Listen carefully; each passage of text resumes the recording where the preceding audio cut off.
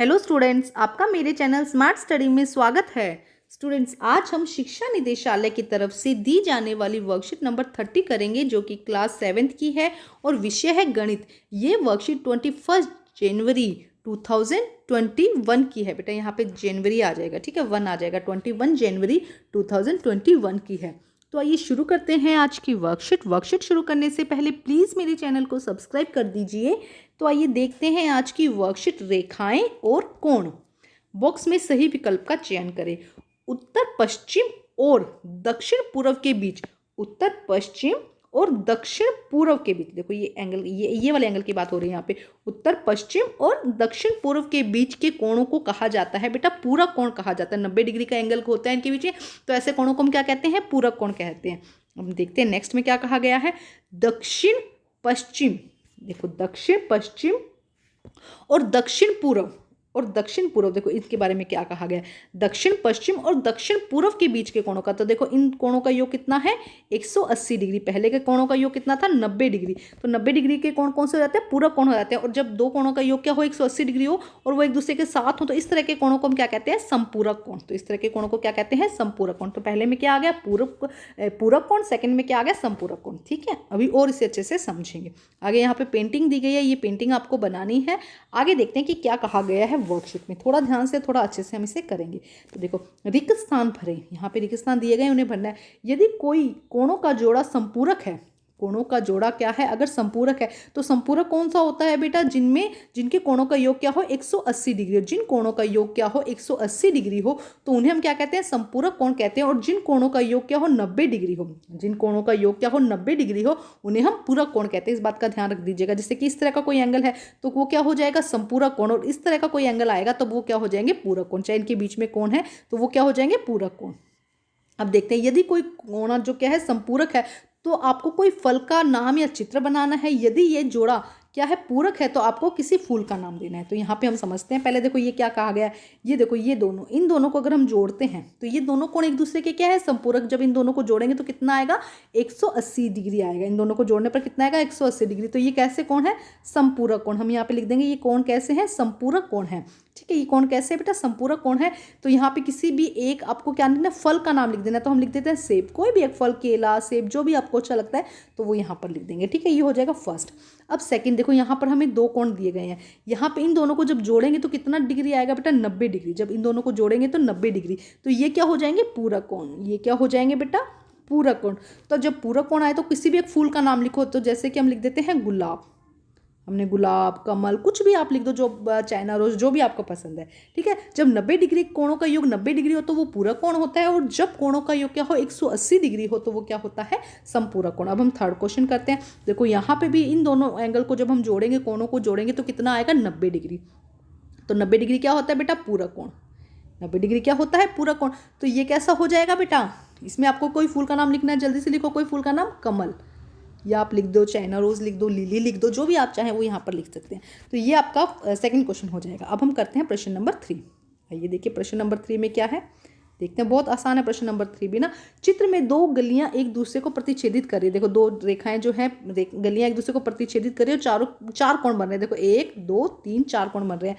और दो कोण की वैल्यू उन्होंने दी है 80 डिग्री। इसकी वैल्यू कितनी दी है उन्होंने? 80 डिग्री। तो 1 3 और 4 की वैल्यू आपको बतानी है। तो देखो इसकी वैल्यू कितनी दी है यहाँ पर?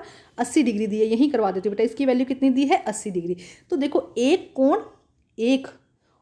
कोण दो का क्या है? एक कोण एक और कोण दो बराबर है, क्योंकि क्या है? पूरक कोण है। अभी हमने देखा था ये दोनों क्या है? एक दूसरे के पूरक कोण। ठीक है, ये क्या है? एक दूसरे के बराबर हैं।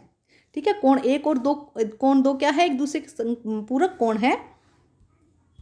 तो करते हैं बेटा। देखो बेटा, पूरक कोण नहीं बेटा, सॉरी, शीर्षाभिमुख कोण लिखेंगे हम क्या लिखेंगे? शीर्षाभिमुख कोण। एक दूसरे के आमने सामने ना, तो आमने सामने वाले कोण क्या होते हैं? बराबर होते हैं। तो एक और दो क्या है? एक दूसरे के शीर्षाभिमुख कोण है। एक बार फिर हटा के दोबारा लिख देती हूँ मैं इसको। देखो हम लिख देते हैं कोण एक इसके बराबर है कोण दो के, क्योंकि ये क्या है? शीर्षाभिमुख कोण। ये क्या है? शीर्षाभिमुख कोण। एक दूसरे के आमने सामने ना, तो आमने सामने वाले कोण बराबर होते हैं।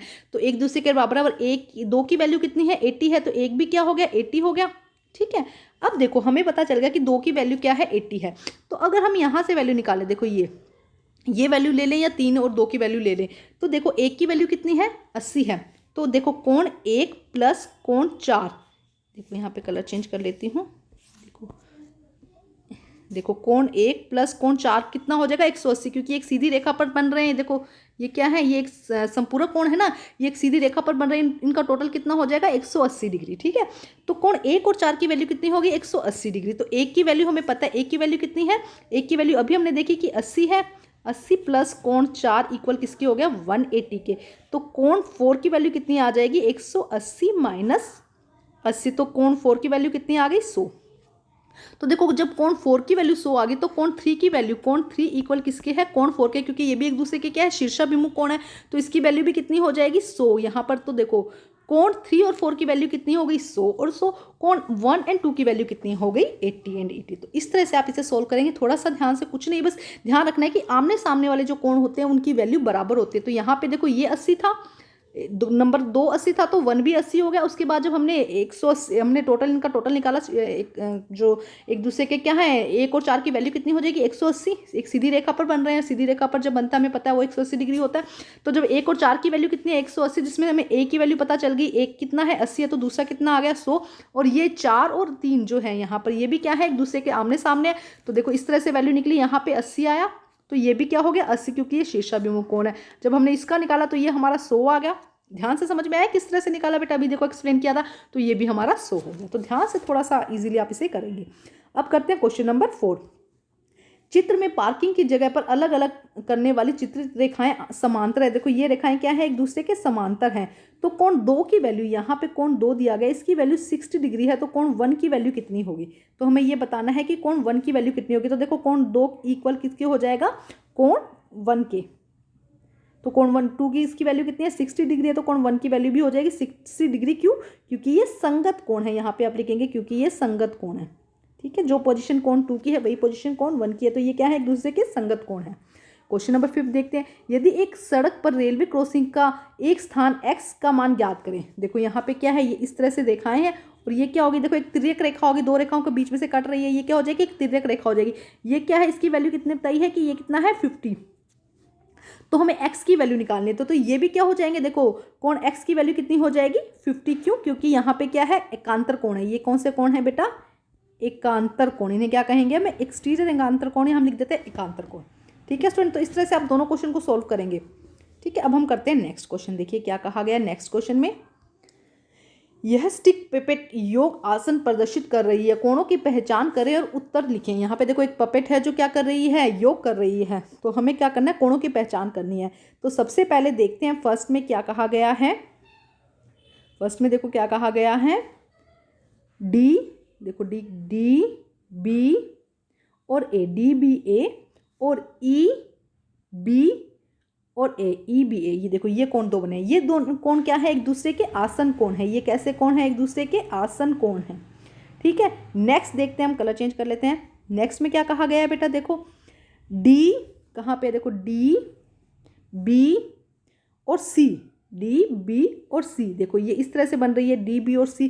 तो ये क्या है बेटा अधिक कोण है। ये क्या हो जाएगा अधिक कोण। तो हम यहाँ पे लिख देंगे नंबर 2, ये क्या हो जाएगा अधिक कोण। ठीक है, यहाँ पे आप लिख देंगे, ये नंबर 1 यहाँ पे लिख देंगे और नंबर 2 यहाँ पर लिख देंगे, ये हो जाएगा अधिक कोण। अब हम नंबर 3 लेते हैं। देखो नंबर 3 पे क्या है बी, देखो कहाँ पे है बी, देखो ये रहा बी सी और जी। ये देखो ये बी सी जी, ये क्या है बेटा ध्यान से देखो बी सी जी एक समकोण है, 90 डिग्री का एंगल बन रहा है ना। तो नंबर 3 पे क्या आ जाएगा समकोण, ये नंबर 3 पर आ जाएगा। ठीक है, अब हम देखते हैं नेक्स्ट लेते हैं। नेक्स्ट में क्या कहा गया है ए, देखो ये है ए है ना, ये पॉइंट है ए बी और ई। ये देखो ए बी और ई, ये ए बी और ई और किसके अलावा क्या है ई बी और सी, ई बी और सी। ये देखो ये दोनों, ये इस तरह से कहा गया है। तो ये दोनों क्या है एक दूसरे के, ध्यान से देखो ये क्या है, ये देखो पूरा हम एक बार देखते हैं ए ई ए, इसको हटा देती हूँ बेटा। ठीक है, यहाँ से देखते हैं ए बी और ई। ठीक है, और उसके अलावा दूसरा क्या ई बी और सी। तो ये देखो ये क्या कर रहा है बेटा एक 180 डिग्री का कोण बना रहा है। ये क्या कर रहा है 180 डिग्री का कोण बना रहा है। तो 4 में क्या आ जाएगा 180 डिग्री, यहाँ पे क्या आ जाएगा 180 डिग्री। नेक्स्ट देखो क्या कहता है, नेक्स्ट में हम कलर चेंज करते हैं। नेक्स्ट में क्या है डी, ये डी बी और ए। ये देखो ये क्या है, एक न्यून कोण है, 90 डिग्री से कम है ना, तो ये क्या हो जाएगा, न्यून कोण। तो हम यहाँ पे लिख देंगे न्यून कोण, ये 5 में आ जाएगा। तो देखो यहाँ पे 2 आ जाएगा, यहाँ पे 1 आ जाएगा और यहाँ पे क्या आ जाएगा, 3 आ जाएगा। ठीक है, ध्यान से ही। ठीक है, ये हो गया। ठीक है बेटा, ये यहाँ पे यही आएंगे सारे। ठीक है, तो 5 3 1 2 4। ठीक है, अब हम करते हैं नेक्स्ट। आइए अब हम करते हैं नेक्स्ट क्वेश्चन। देखिए नेक्स्ट में क्या कहा गया है बेटा, ध्यान से समझेंगे। चित्र के कोणों को पहचान करें और कोणों के युग्म लिखिए। तो संपूरक कोण, तो पहले देखो समझो बेटा, संपूरक कोण कौन से। देखो एक तो ये वाला कोण ए बी और सी, इसके अलावा सी बी और डी। ठीक है, एक ये कोण हो गया, एक ये कोण हो गया और एक डी बी और ई, ये क्या हो जाएंगे, एक दूसरे के संपूरक कोण हो जाएंगे। ठीक है, अभी अच्छे से करवाऊंगी, एक बार समझ लो पहले, आंसर अभी नेक्स्ट में करवा दूंगी। ठीक है, अब देखो ये दूसरे के संपूरक कोण हो गए। अब हम पूरक कोण की बात करते हैं। तो पूरक कोण में देखो कौन से हो जाएंगे, पूरक कोण कौन से, संपूरक कोण कौन सा होता है जिनका मान 180 होता है, पूरक कोण कौन सा होता है जिनका मान क्या होता है, 90 डिग्री होता है। तो देखो एक तो ये वाला कोण और एक ये वाले कोण क्या बन जाएंगे, पूरक कोण बन जाएंगे। तो हम लिखेंगे ए बी और सी, और हम लिखेंगे सी बी और डी, ये क्या हो जाएंगे, एक दूसरे के पूरक कोण हो जाएंगे। ठीक है स्टूडेंट, अब देखते हैं नेक्स्ट क्या है। नेक्स्ट क्या कहता है वो, कोई भी कोणों का युग्म लिखो। तो एक ये कोणों का युग्म और एक ये कोणों का हम युग्म लिख देते हैं। हम लिख देते हैं देखो ई बी और डी, सी बी और डी, ये क्या हो जाएंगे, एक कोणों के युग्म हो जाएंगे। ठीक है, तो आइए एक बार इसको अच्छे से और कर लेते हैं। तो एक बार देख लीजिए बेटा, देखो संपूरक कोण थे A B C B D और डी बी ई, अभी समझाया था आपको। पूरक कोण कौन से हो जाएंगे, A B C B D, और कोणों का कोई युग्म, एक युग्म क्या हो जाएगा, D B E C D C B D. ठीक है, ध्यान से इसको कर लीजिएगा, समझा दिया। तो बेटा आज की वर्कशीट कंप्लीट होती है। वर्कशीट कंप्लीट करके अपने टीचर से चेक कराइए और प्लीज़ मेरे चैनल को लाइक कीजिए, सब्सक्राइब कीजिए और शेयर कीजिए। Thank you students.